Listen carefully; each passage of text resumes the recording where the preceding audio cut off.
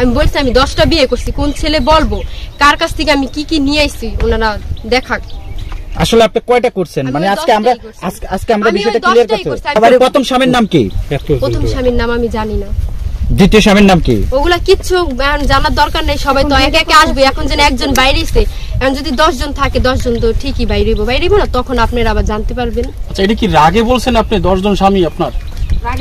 রাগে বলি আর দুঃখে বলি, যেটাই বলি। হ্যাঁ, ও যদি বলতে পারে আমি যেগুলো করি নাই, বলছে ও আমারে ফাঁসাইছে জল্লাদি। আপনি আরেকটি কথা বলছেন, আপনার স্বামী নাই এই কথা বলছিলেন যে জল্লাদি আপনার স্বামী। না, এটা মিথ্যা কথা, সব জানছি আমি এগুলো বলি নাই। আচ্ছা, যখন আমার 3টা বিয়ে হয়েছে, তারপর 5টা বানাইছে। হ্যাঁ, আচ্ছা, 5টা যখন বলছে তখন আমি বলছি আমার 10টা হয়েছে। জল্লাদের সাথে তোমার বিয়ে হয়েছে, কিন্তু এর আগেও একটা বিয়ের বিষয় নিয়ে তোমার আগের স্বামী কিন্তু মুখ খুলেছে যে তার তুমি স্ত্রী। আসলে এই বিষয়টা একটু আমরা জানতে চাই, ক্লিয়ার করো। স্ত্রী যে বলছে ঠিক আছে, যখন আমি ওনার সংসারে ছিলাম তখন আমি ওনার স্ত্রী ছিলাম, কিন্তু যখন আমি চলে আসছি তারপর তো আমি ওনার ডিভোর্স দিয়েই দিচ্ছি। তাহলে আমি এখন কিভাবে ওনার স্ত্রী হই? আর কেন উনি মিডিয়ার সামনে আইসা বলতেছে, কাবিনে কাগজ নিয়ে দাঁড়াইতেছে যে না আমি ওনার স্ত্রী? ওনার তো আমি সাইডেই দিচ্ছি, ওনার তো এই জায়গায় আসার কোনো দরকার নেই। আছে ওনার কাছ থেকে যদি আমি কিছু নিয়ে আসতাম তাহলে উনি বলতে পারতো যে এই মেয়ে আমার কাছ থেকে অনেক কিছু নিয়ে চলে আইসে, চলে আইলে ওইটার আমার বিচার চাইতো।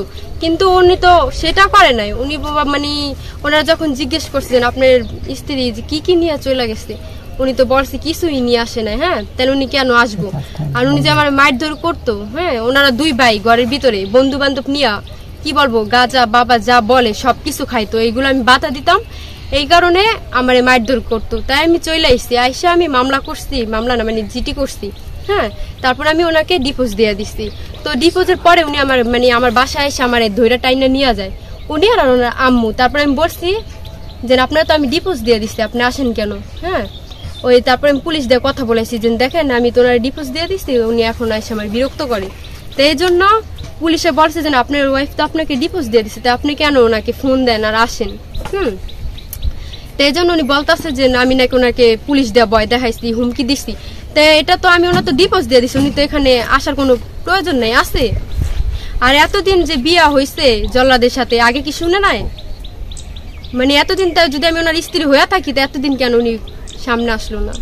আচ্ছা, বিয়েটা কত বছর আগে হয়েছে এবং ছাড়া কত বছর পর উনি যোগাযোগ করলো? আমার তো সারা ছেড়ে হয়ে গেছে 1 বছরের বেশি হয়ে গেছে। 22 সালে মনে হয় বিয়ে হয়েছিল, এরকমই হবে, তো কিছু খেয়াল নাই। কিন্তু এতদিন পরে কেন আসবো?